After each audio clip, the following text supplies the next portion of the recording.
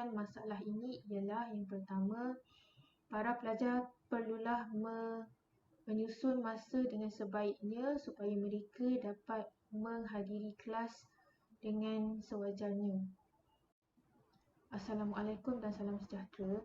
Saya Maizan binti Cik Mansur dari Ijazah Sarjana Muda Pendidikan Awal Kanak-kanak ingin membincangkan isu pembelajaran maya dalam kalangan IPT di Malaysia bagi kursus SPFS 1103 Kemahiran Berfikir dan Penyelesaian Masalah. Pembelajaran maya atau lebih dikenali sebagai online learning merupakan salah satu cara di mana para pensyarah menggunakan platform atas talian bagi mengendalikan kelas bersama para pelajarnya bagi menggantikan pembelajaran di kuliah. Namun begitu, terdapat masalah yang timbul apabila menggunakan kaedah ini. Ini antaranya ialah masalah masa, isu gangguan talian dan juga masalah penyesuaian diri. Bagi pelajar yang mempunyai masalah masa, ini kerana mereka mempunyai komitmen yang tinggi kerana mereka terpaksa bekerja sambil belajar. Ada pula antara mereka yang sudah mendirikan rumah tangga.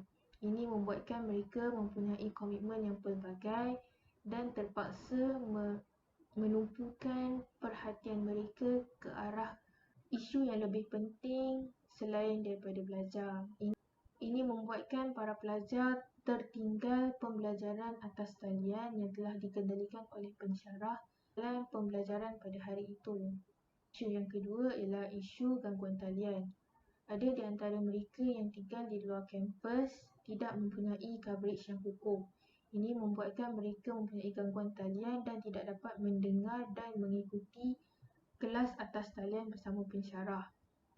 Video yang telah dikemukakan oleh para pensyarah tidak dapat dilihat oleh para pelajar disebabkan oleh coverage yang lemah. Tambahan pula, pensyarah juga meninggalkan pre-recorded pembelajaran dengan masa yang singkat. Ini membuatkan para pelajar tidak sempat untuk melihat kembali nota-nota berkenaan dan pada akhirnya mereka tertinggal pelajaran. Isu yang ketiga ialah isu penyesuaian diri. Ini disebabkan oleh pertukaran daripada kaedah tradisional iaitu kaedah menghadiri kuliah di kampus kepada pembelajaran atas talian sepenuhnya. Ini membuatkan para pelajar tidak sempat untuk menyesuaikan diri menggunakan LMS atau platform yang telah ditetapkan. Setengah pelajar mungkin memerlukan masa yang agak panjang, yang agak lama untuk menyesuaikan diri sebelum menghadiri ke kelas.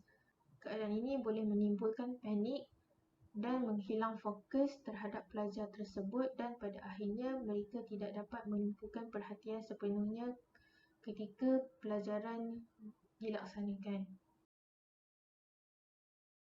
Antara cadangan bagi menyelesaikan masalah ini ialah yang pertama, para pelajar perlulah menyusun masa dengan sebaiknya supaya mereka dapat menghadiri kelas dengan sewajarnya. Sebagai seorang pelajar, mereka perlulah mengadakan satu jadual waktu bagi memperuntukkan satu jangka masa untuk melihat kembali nota-nota atau menghadiri kuliah-kuliah online bersama para pensyarah.